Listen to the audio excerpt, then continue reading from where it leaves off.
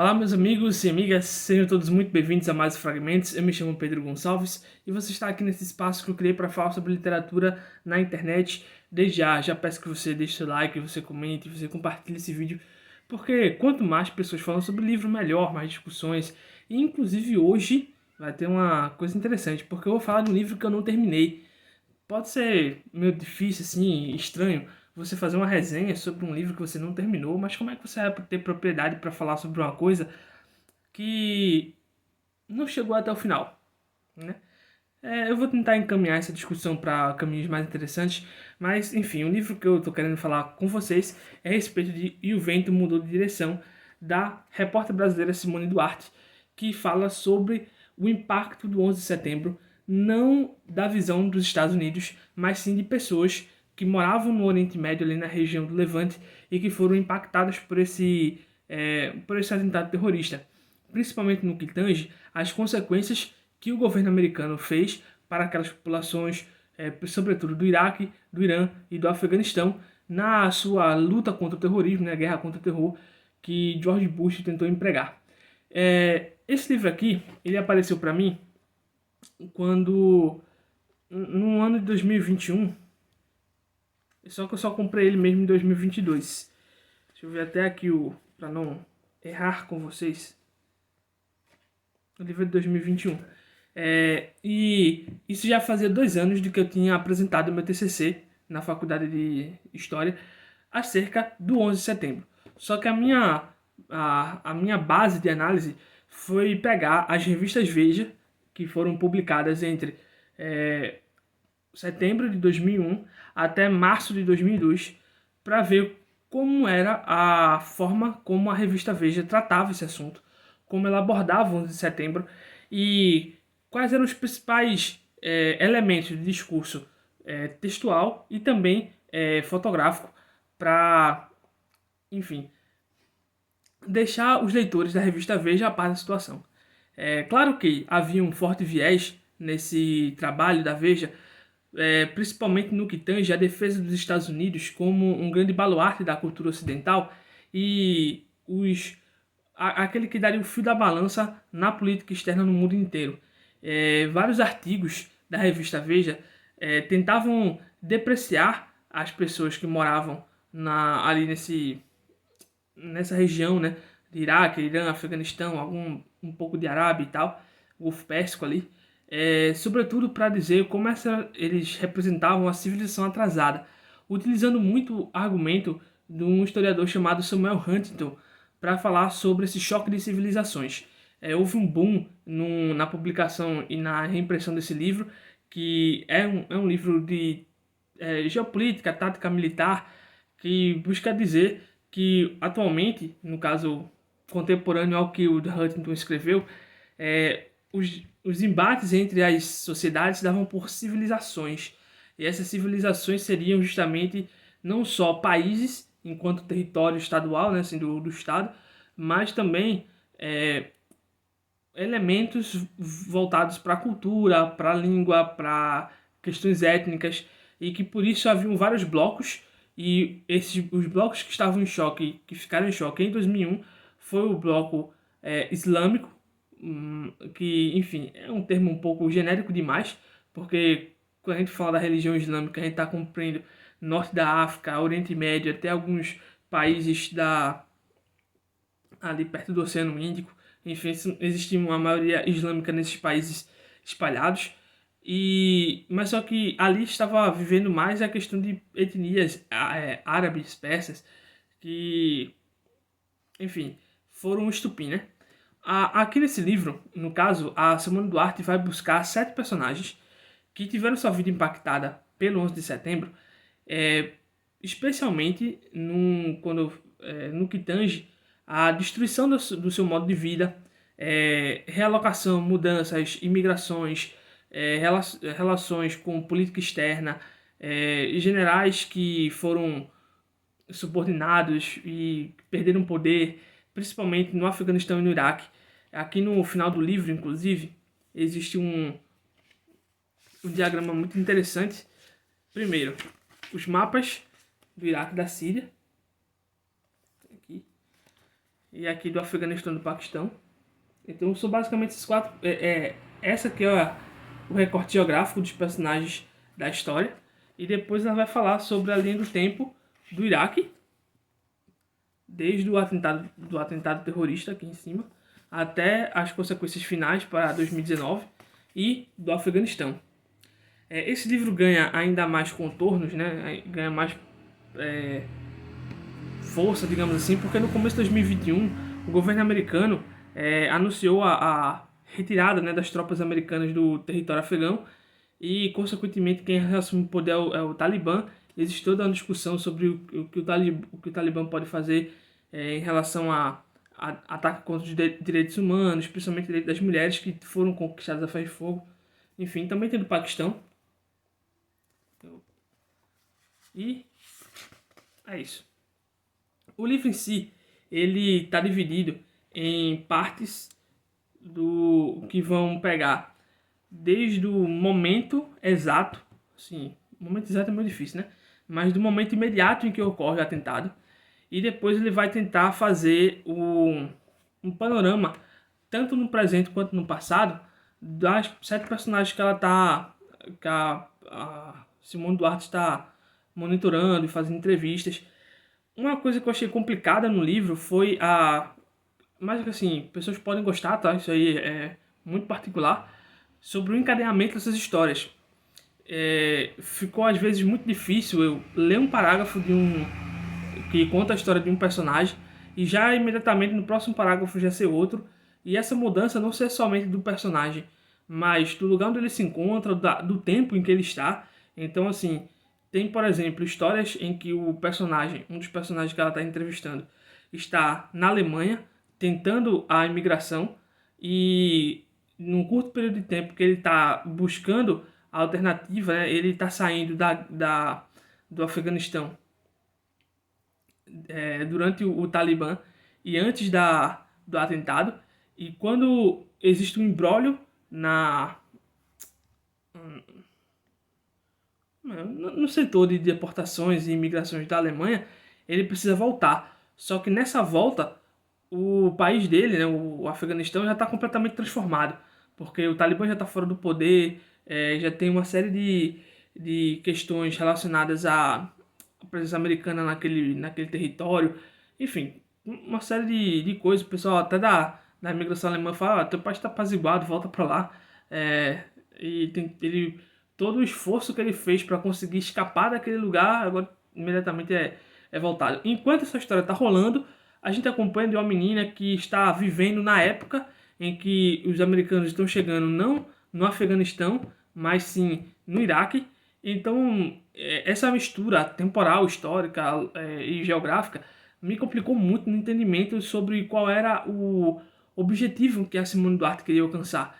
Certo que boa parte do livro eu consegui compreender a ideia da gente compreender e vislumbrar pessoas que geralmente a gente não entende. Por isso que eu trouxe o exemplo da revista Veja, né? Quando a revista Veja começa a publicar matérias sobre o 11 de setembro, a maioria dessas reportagens que eram feitas visavam sempre o lado americano, em que eles eram o herói, a vítima, no caso, e eu digo assim, as vítimas do atentado terrorista não é a nação americana, né? Não é o governo dos Estados Unidos. Por mais que eles tenham sido alvo do ataque, as vítimas são os cidadãos, os civis. O governo americano, ele tem tão parcela de culpa no atentado quanto, por exemplo, o Osama Bin Laden, que perpetrou o atentado terrorista. Mas isso aí é outros 500. A questão que se aplica aqui é que durante esse período que eu analisei para o TCC, de setembro até março de 2000, setembro de 2001 até março de 2002, o que nós temos é apenas 4 matérias tentando mostrar o lado islâmico, vamos colocar assim nessa generalização que eles utilizam lá na matéria. Apenas 4 matérias são feitas para isso. E dessas 4, 3 são depreciativas e uma única é que tenta criar uma história daquela região, principalmente no que tange ao que aconteceu durante a Guerra Fria, e principalmente esse intertempo que poucas vezes a gente analisa, que está entre o fim da União Soviética e o atentado de 11 de setembro. Existe aí nesse gap Guerra do Golfo, existem problemas relacionados à OPEP, lutas de poder, que o Saddam Hussein vai deixar de ser agora um aliado 100% fiel americano para tentar construir uma situação, mesmo que você discorde dos modelos de autonomia do povo iraquiano, ou melhor, eu não vou colocar o povo iraquiano, tá? Mas uma autonomia do governo iraquiano com relação às potências que estavam ali ao redor. Então, tudo isso, todo esse contexto, nos faz, por exemplo, se eu fosse leitor da Veja, seria muito fácil, naquela época, eu estar do lado americano e querer, vou colocar assim, que se dizimasse aquelas populações, porque não era justo. Haviam, por exemplo, uma sessão de cartas que as pessoas faziam na revista Veja, né? Eles publicavam as matérias, as pessoas respondiam, né? Seria hoje os comentários no Twitter. Aí eles respondiam. E muitos deles estavam com medo de guerra envolvendo bomba atômica, de se Iraque, Afeganistão, Irã, Paquistão tinham alguma bomba de destruição em massa, se essas pessoas, o que seria dessas pessoas se tivesse um confronto interreligioso, já que cristianismo e islamismo se opõem. Então, assim, as pessoas que eram levadas a esse espaço corroboravam com aquilo que as matérias buscavam trazer como opinião para as pessoas, para formar essas opiniões e retroalimentar-se delas, né? Então, esse livro, beleza, que é de 2021, passou-se muito tempo, a gente viu, por exemplo, questões relacionadas a massacres que foram feitos com populações curdas, populações iranianas, populações iraquianas, sobretudo. O Afeganistão foi talvez o país que, de certa maneira, menos sofreu de forma assim, da entrada americana, mas em compensação a permanência dos americanos no Afeganistão gerou tensões que, por mais que no primeiro momento pareceram se diminuir, ao longo do tempo elas foram ganhando nova atração, nova força. E a partir daí você tem toda uma discussão, por exemplo, depois, dentro dos Estados Unidos, com relação ao ato patriota, sobre leis dos direitos à privacidade dos americanos que estavam sendo violados porque o governo americano dizia que qualquer pessoa poderia ser suspeita de terrorismo. Você tem uma série de mudanças no Departamento de Defesa interna e depois externa também. Então existe toda uma série de detalhes que a gente, com o passar do tempo, acaba percebendo que aquilo que foi vendido para as pessoas durante o 2001 não se sustentaram com o passar do tempo em relação à vitimização americana e a consequente demonização da figura das populações islâmicas e árabes e persas que haviam ali naquela região.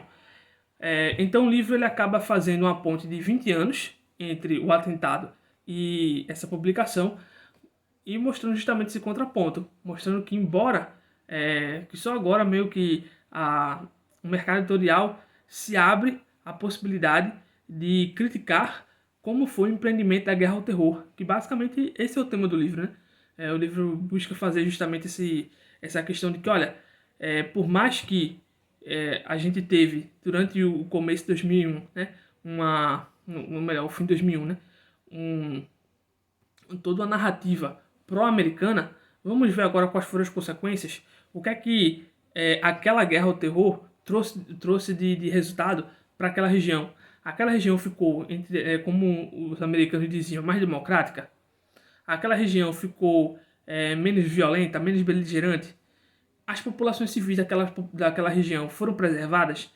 A resposta é um sonoro não, porque o que mais aconteceu foi guerras, sobretudo justificadas pela tentativa de levar a democracia até aquele local, corrupção, que o exército americano acabou sendo um dos maiores perpetradores ali naquela localidade, um esgarçamento do tecido social, que vai culminar com uma série de problemas, desde as perseguições com bombas à Al-Qaeda e posteriormente a ascensão do Estado Islâmico naquela região e depois seu desmantelamento, reivindicações sociais dos curdos que até hoje não foram atendidas.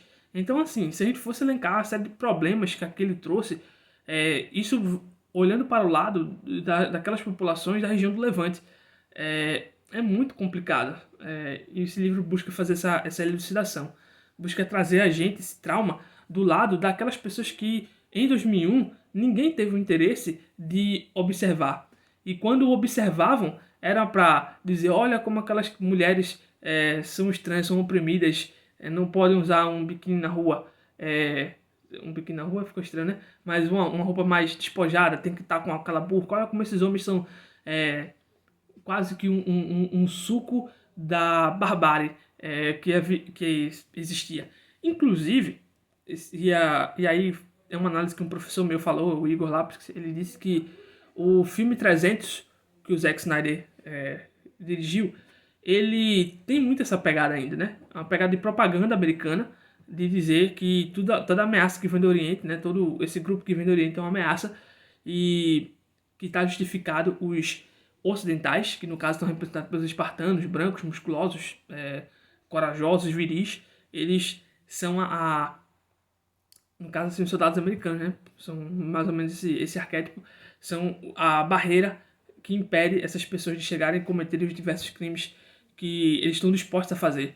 Enfim, agora, por que eu não concluí esse livro? E mesmo assim eu trago essa resenha, meu comentário a respeito do meu TCC. Primeiro porque é um assunto que eu estudei muito, até saturei um pouco. Li esse livro, li outros como o do Reginaldo Nasser, que é mais voltado para a política externa e consequências. Li artigos, revistas, enfim, tem muita coisa. E eu só não me prendi na forma como a Simone Duarte ela estruturou a sua narrativa. Creio que para alguns pode ser tranquilo. Por exemplo, se aqui fosse organizado parecido com o que a Svetlana Alexievich faz nos seus livros, em que você tem uma história, aí você pega a história de uma pessoa e foca nela, termina, aí depois passa para outro, como fosse diários, né?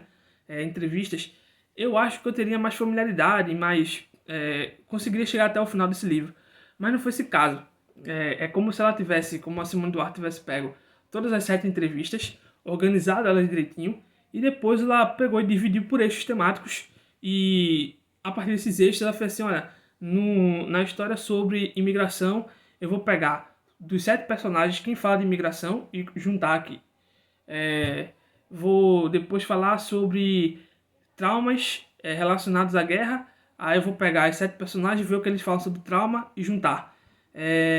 Vou pegar 3 pessoas e mostrar como eles saíram do processo de radicalização islâmica para radicalização fundamentalista islâmica para um processo de acolhimento social, etc. Aí ela vai pegar essas pessoas e colocar numa narrativa só. Aí, por causa dessa estrutura, a forma como ela organizou, eu particularmente achei difícil. E por isso não terminei o livro. Porém, se você gosta desse tipo de coisa, narrativas não lineares, esse livro pode ser uma boa pedida. Além do mais, qualquer livro que fale desse tema e que mostre esse lado das populações, dos civis, de quanto eles sofreram no meio dessa guerra que foi perpetrada pelos Estados Unidos por motivos que não tem nada a ver com as reivindicações dessas pessoas, vale muito a pena que você leia. Não só em relacionado ao 11 de setembro, mas a vários outros tipos de eventos e traumas coletivos que se existem. Porque, no final das contas, quem sofre é só a população civil. E eu poderia, por exemplo, dizer, para fechar esse vídeo, pensar um pouco sobre o que está acontecendo atualmente na guerra da Ucrânia. Às vezes, pessoas tomam partidos no Twitter e em outras redes sociais, ou pro lado pró-Rússia ou pro lado pró-Ucrânia. Mas só que, no final de todas as contas, essas brigas só prejudicam os civis ucranianos e os civis russos. Por mais defeitos que essas populações tenham, as próprias contradições que essas sociedades possuem, elas são as vítimas nesse caso. E toda solidariedade para tanto os russos quanto para os ucranianos, os civis, é extremamente necessário. Muitas dessas populações civis não quiseram estar nessa guerra e são empurradas pelo desejo e pela questão de poder geopolítico e falta de estratégia e outras coisas que governantes e outros políticos tentam fazer. Isso não só na Ucrânia, né? A gente pode levar isso para outras consequências em qualquer lugar do mundo onde estiver havendo conflitos. Então, basicamente, acho que o propósito desse livro é cumprido a partir do momento que ela elucida essa parte para as pessoas que, por exemplo, não tiveram tanto contato, não souberam qual foi a versão, não vou dizer nem a versão islâmica do que aconteceu no atentado de 11 de setembro, mas a versão das populações civis, o que elas passaram na pele depois que isso aconteceu. Pessoas que tiveram a vida mudada do avesso porque aconteceu uma coisa num país que elas nunca viram, de pessoas que elas nunca tiveram contato, e mesmo assim a vida delas é afetada, transformada e, em muitos casos, impedidas, né? Quantas pessoas não perderam a vida por causa disso? Então, o nome O Vento Mudou de Direção é basicamente uma demonstração, né, desse curso da vida que é feito por coisas que a gente não tem controle. O vento também, a gente não controla o vento, né? Por mais que em algumas situações a gente possa fazer o ventilador e tal, mas a gente não tem o controle físico do vento. Ele vai onde soprar e quando ele muda de direção, e aí? Imagina, você está numa estrada com muita areia, e o vento está indo para um lado e de repente ele vai para o outro e a areia entra no seu olho, você não tem controle sobre isso, né? Isso só é uma analogia muito brega, mas o debate do livro é muito, muito importante justamente por conta disso. De você tá com sua vida, por mais que ela tenha suas dificuldades, suas contradições, e por motivos que você não tem controle, você não escolheu, você não estava presente, você não concordava com aquilo que aqueles radicais fundamentalistas islâmicos fizeram, mesmo assim você paga o pato. Imagina a injustiça. Então, basicamente é isso. A quem se interessar, procure aí pelo livro O Vento Mudou de Direção. Eu vou deixar o link deles tanto no site da editora Fósforo, quanto do site da Amazon também, para vocês darem uma olhada. E se interessarem, vocês possam dar uma leitura nesse livro, porque é sempre muito importante ver esse lado dos civis, que são a parte, né, a parte da sociedade mais afetada por essas guerras que eles não escolhem, porque como ela diz aqui como ela seleciona aqui na capa do livro, né? Tem assim, se cada um lutasse apenas por suas convicções, não haveria guerra, né? Lev Tolstói. Então é isso, até a próxima e valeu.